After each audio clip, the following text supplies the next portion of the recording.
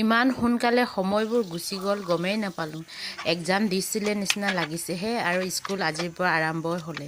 সেইকাৰণে ময়ো মোৰ ডিউটিত লাগি গ'লোঁ। আইচাৰ কাৰণে আজি টিফিনত মই এগ ৰোল বনাই দিম বুলি এয়া কবি আৰু পিঁয়াজ ভাজি কৰি দিছোঁ এগ ৰোলত।